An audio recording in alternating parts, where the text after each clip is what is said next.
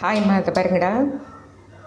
உருளைக்கிழங்கு வந்து அப்படியே சாப்பாட்டில் போட்டு புரட்டி சாப்பிட்ற மாதிரியும் பண்ணலாம், அப்படியே தனியாக சைட் டிஷ் மாதிரியும் நம்ம யூஸ் பண்ணிக்கலாம். ஆனால் சைட் டிஷ்ஷை விட இது தொக்கு மாதிரி தான் பண்ணுறேன் நான். ஏன்னா பசங்களுக்கு வந்து அப்படியே சாப்பாடு கூட கலந்து கொடுத்துடலாம். அதுக்கு என்ன பண்ணணும், முதல்ல உருளைக்கிழங்கை வாஷ் பண்ணிக்கோங்க. இந்த மாதிரி வந்து பெருசாகவே கட் பண்ணிக்கோங்க. கட் பண்ணிவிட்டு லைட்டாக சால்ட் போட்டு அதுக்கப்புறமா வந்து நான் வந்து சாதத்துக்கு மேலேயே வச்சுட்டேன். இதை கூட எல்லாமே வெங்காயம் தக்காளி எல்லாமே தட்டில் தனியாக வச்சு குக்கரில் வேக வச்சிடலாம் நம்ம. ஆனால் என்ன ஆகும்னா அது வந்து வேறு டேஸ்ட்டாக இருக்கும், இது வந்து தனியாக ஃப்ரை பண்ணுறது வேறு டேஸ்ட்டாக இருக்கும். அதனால் நான் தனியாக ஃப்ரை பண்ணுறேன்.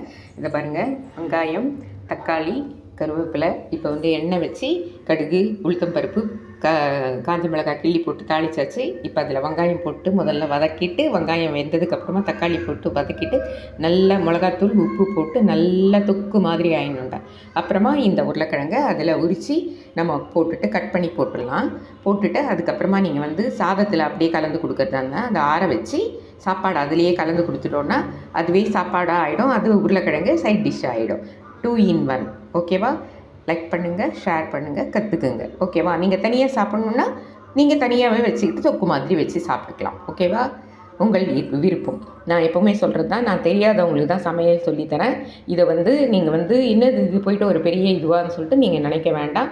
நான் என் குழந்தைங்களுக்கு தெரியாத பசங்களுக்கு நான் குக் பண்ண சொல்லித்தரேன். ஓகேவா? லைக் பண்ணுங்கள், ஷேர் பண்ணுங்கள், கற்றுக்குங்க. தேங்க்யூ. இதை பாருங்கடா, தக்காளி அழகாக தக்காளி வெங்காயம் எல்லாமே வச்சு கொஞ்சமாக வந்து தண்ணி விட்டுருக்கேன், மிளகாத்தூள் போட்டது. ஏன்னா அது பச்சை வாசனை போகணும் கொஞ்சமாக. ஏன்னா இப்போ இது பாருங்கள், இந்த உருளைக்கிழங்கு பீசஸ் கட் பண்ணியாச்சு. இது நல்லா ஸ்மாஷ் ஆகிடுச்சு. இது பாருங்கள், இதில் போட்டுட்டு நம்ம வந்து இதில் வந்து கொஞ்சம் நேரம் அப்சர்வ் ஆகும் இது. ஏன்னா அந்த உருளைக்கிழங்குல எதுவுமே இல்லை இல்லையா, அதை வந்து அந்த புளிப்பு அந்த காரம் எல்லாமே இதில் ஏறுறதுக்காக கொஞ்சமாக தண்ணி விட்டு இப்படி கிரேவியாக வந்து இது வந்து உருளைக்கிழங்கு கிரேவியாக நம்ம சப்பாத்திக்கு தொட்டுக்கலாம், இட்லிக்கு தொட்டுக்கலாம், தோசைக்கு தொட்டுக்கலாம், எதுக்கு வேணாலும் தொட்டுக்கலாம். ஓகேவா? அதில் அப்சர்வர் ஆகிற வரைக்கும் அந்த தண்ணி லைட்டாக விடணும். இதை பார்த்தீங்களா எப்படி இருக்குன்னு?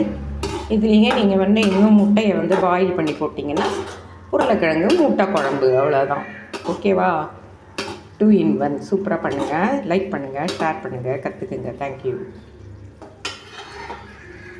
அது பார்த்தீங்களாடா, இப்போது அதுலேயே நான் வந்து என்ன பண்ணிட்டேன், புளியை ஊற்றி காரக்குழம்பாக ஆக்கிட்டேன். அதையே நீங்கள் இந்த மாதிரியும் பண்ணிக்கலாம், அந்த மாதிரியும் பண்ணிக்கலாம். புளியை கரைச்சி ஊற்றிட்டோன்னா அது காரக்குழம்பாயிடும்.